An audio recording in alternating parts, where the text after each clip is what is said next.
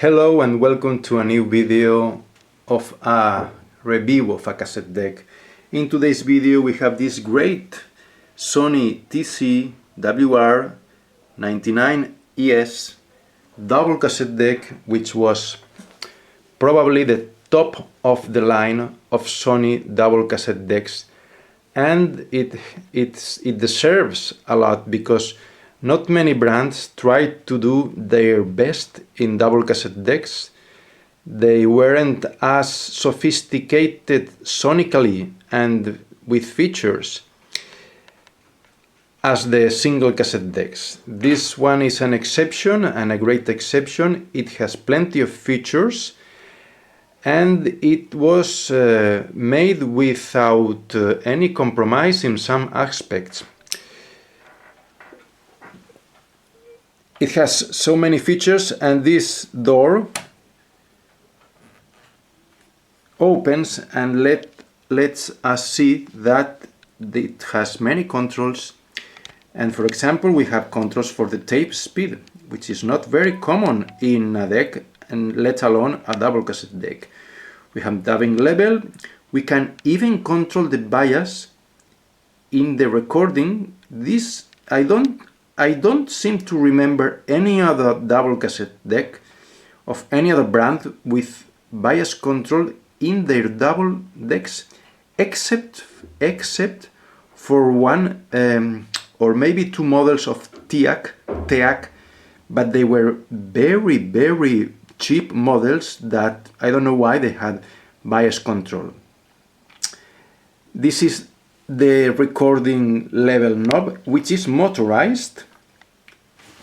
It's a motor, it has a motor, and when we switch it on, I'm going to do it, we can see that it has a LED.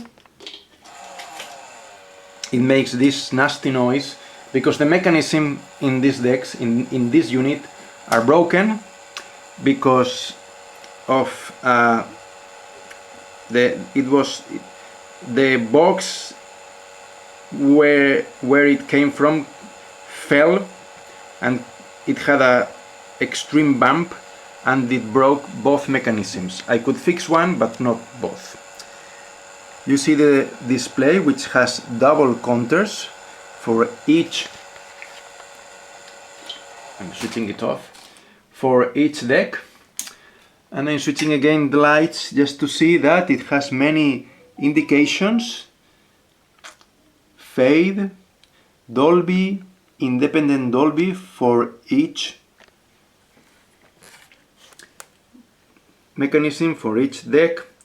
So here are the bias, the level, the balance, of course. We have fader, which is not so uncommon, and we have independent Dolby circuits for each deck. We have the high speed or normal speed dubbing, and also you can record first in one deck and then in another.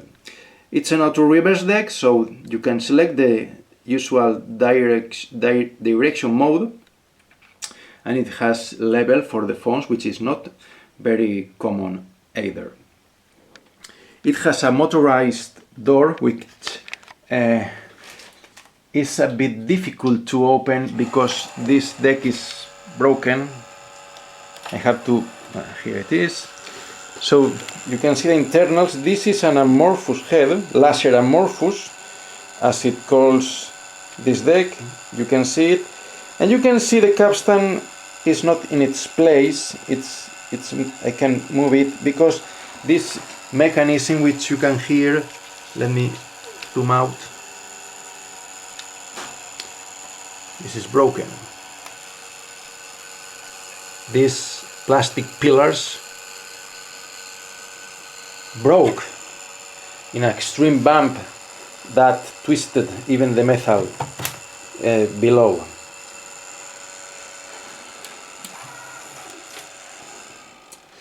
So the internals are, as usual in decks for this age, not very beautiful, not very. It has a lot of sophistication, but at this and in this era, makers used to have one used to make one single board with all the components, and this is not very common to see one extra board, which I think it must be the recording or playback amplifier, or maybe both, and it's probably related to the most critical part of the music signal.